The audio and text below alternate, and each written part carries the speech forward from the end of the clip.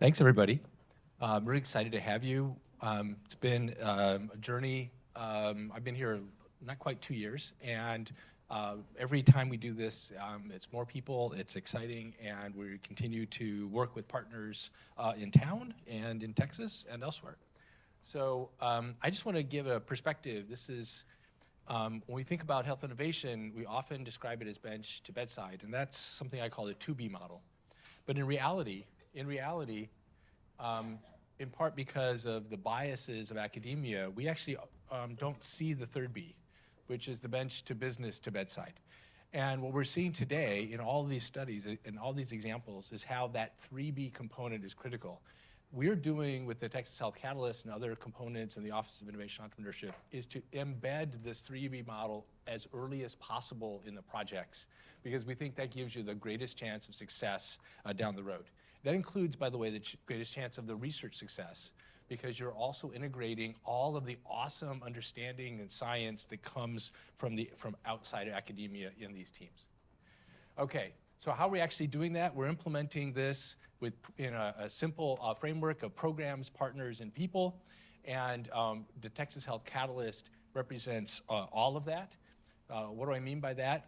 This is the kind of slide, some of you have seen this before, where the Texas Health Catalyst, we work on are we solving the right problem with the right solution, and do we have the right go-to-market strategy? In other words, do you have all three of those Bs from the beginning? And this is work that Ruben and Nicole and others have been doing for many years. We are building and accelerating. That's from brainstorming with partners. Are you actually really working on the right problem? Or do we have solutions through programs like the Texas Health Catalyst? And do we have the right commercialization partners? And all three of these are alive and well and working great. So I just want to comment about partnerships for a minute. Those programs, I'm talking about partnerships. So because of the partnerships, I'm just going to use some numbers. So to date, as of today, we've had, by our calculations, 604 applications to the Texas Health Catalyst for about a decade. Thanks to many of you in the room, there's 355 of our registered clinical and industry advisors. We've actually hit 10,000 mentorship hours. That's freaking amazing. It's awesome. We've awarded funding to 68. We've helped more. A number of the applicants we will help without a formal funding, and we've currently handed out just under $1.5 million in the history of the program. What are the outcomes from that? IC Squared a couple years ago did an assessment of the productivity for invention, and we're looking at a 4x rate compared to comparable approaches. We've actually hit $94 million in follow-on funding. We can itemize that. We were told by some of the current past Texas Health Catalysts that we're undercounting that. It's probably closer to 100 million. 19 companies have been created and 9 are in the clinic today.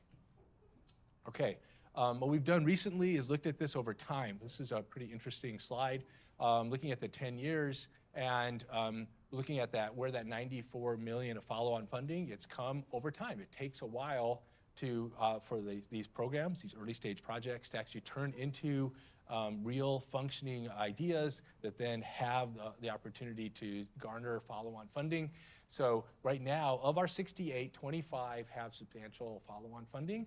So not all the projects you see are going to actually be great ideas. That's actually what we expect. We want our teams to do really great, innovative work. Sometimes you try the experiment and it doesn't work, right? So that's the way it works from the front. But I thought this was interesting. We're actually, I don't know if Mark's here, but Mark Arnold's challenged us to what's the actual true return on investment, $2 back to UT. I don't know the answer to that, but these $95 million are the dollars that these teams essentially after the Texas Health Catalyst put money in the follow-on. We think that's a pretty good 65x follow-on. I'm going to highlight this middle part because really that's the key. Ruben's talking about it. I just want to say one really critical thing, which is thank you. Thank you to all of you, because it is one of the key differentiators. I've actually done national analyses on this. I actually know of no comparable program in the United States, okay? So if you know of something, that'd be great. But at this stage and the commitment, it seems to be amazing. Okay, so not sure about the animations. A lot of our partners are both internal and external. We heard, Ruben talked about a fair about them. And then for your commercial break, right, I want to remind you of the wonderful sponsors for today. That's why your tickets were free, right? So, and thank you, but they are more than the finances, right? They are truly partners. And I want to point out Nucleate is this national nonprofit for graduate students. And I really want to highlight that it's not just projects, but it's about talent, right, that we're trying to build and support here. And with that, just a quick intro to the health innovation pathway that Martin Rotman, you see a number of the associates here.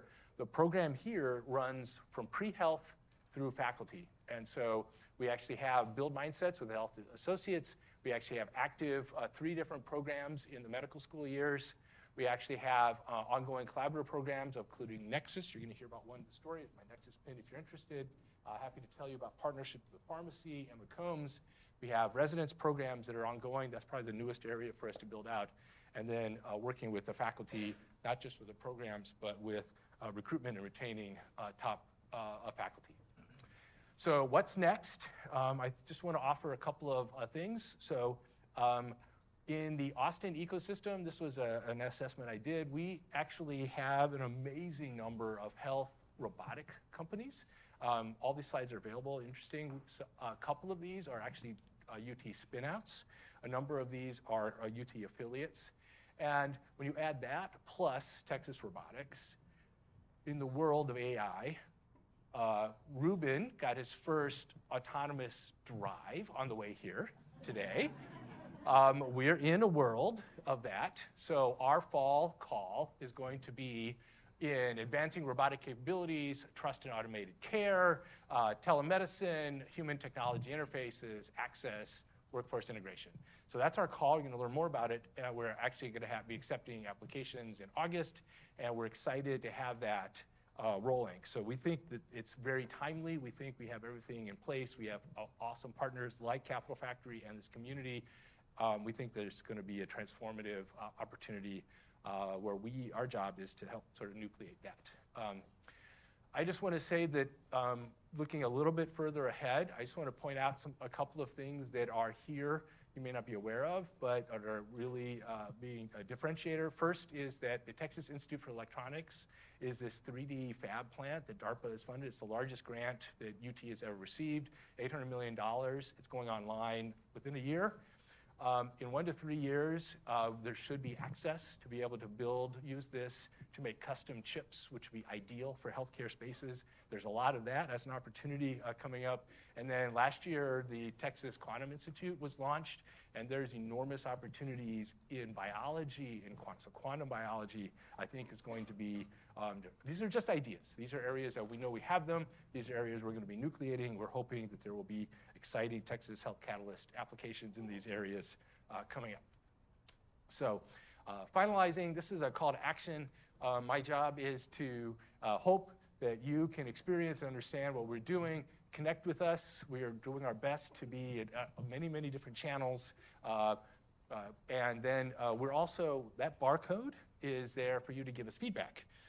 We are interested in hearing what are we doing that could be better, what are their opportunities, are there partnerships, are there other components, are there people you can introduce us to from your network that we may not know. All of those are greatly appreciated. And with that, your commercial break is over, and I'm gonna hand it off to the next stage. Thank you.